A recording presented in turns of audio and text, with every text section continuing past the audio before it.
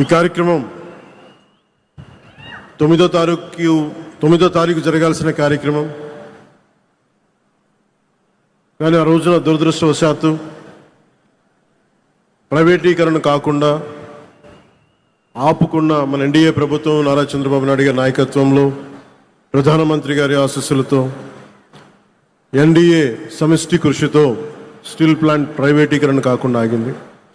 దురదృష్టవశాత్తు ఒక బ్లాస్ట్ జరగటం వల్ల 8 మంది నిండు ప్రాణాలు కోల్పోవటం, ఆ రోజున గౌరవ ముఖ్యమంత్రి గారు ఫోన్ చేసి మాట్లాడుకున్నాం.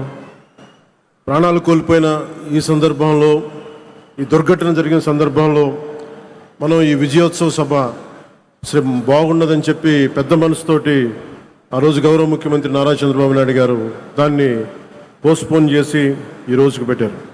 మనస్ఫూర్తిగా అలా నిర్ణయం తీసుకున్నందుకు వారికి ఈ సభ తరపు నుంచి ఈ వేదిక తరపు నుంచి మనస్ఫూర్తిగా వారికి నా ధన్యవాదాలు తెలుపుతా ఉన్నాను. ప్రజాస్వామ్యంలో అంతిమ న్యాయ నిర్ణేతలు ప్రజలే. ప్రజలు తమ తీర్పు ద్వారా దేశం కానీ రాష్ట్రం కానీ ఎటువైపు నడవాలో నిర్ణయిస్తారు. అటువంటి ప్రజలు బలంగా మాట్లాడినప్పుడు అది కేవలం ఒక రాజకీయ నిర్ణయం కాదు, ఒక సందేశం, ఒక హెచ్చరిక, ఒక దిశానిర్దేశం అవుతుంది.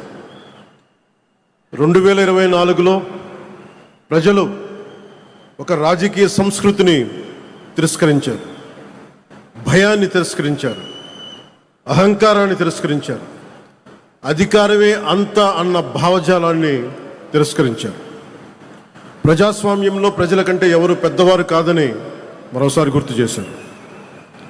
అందుకే 2024లో చేసినట్టు కొన్నిసార్లు ప్రజలు కేవలం ఓటు వేసి వదిలిపెట్టరు, చరిత్ర రాస్తారు. 2024లో ఆంధ్రప్రదేశ్ ప్రజలు చేసింది అదే. ఆ తీర్పు ఈ రాష్ట్రానికి మళ్ళీ ఆశనిచ్చింది. ఆంధ్రప్రదేశ్ సమాజానికి మళ్ళీ ఆత్మవిశ్వాసాన్ని ఇచ్చింది. ఒక తరం భవిష్యత్తుని మళ్ళీ నమ్మకాన్ని కల్పించింది.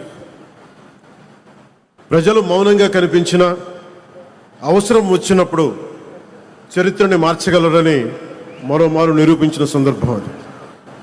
2 ఏళ్ల క్రితం మీరిచ్చింది కేవలం అధికారం కాదు, ఒక బాధ్యత. ఆ బాధ్యతని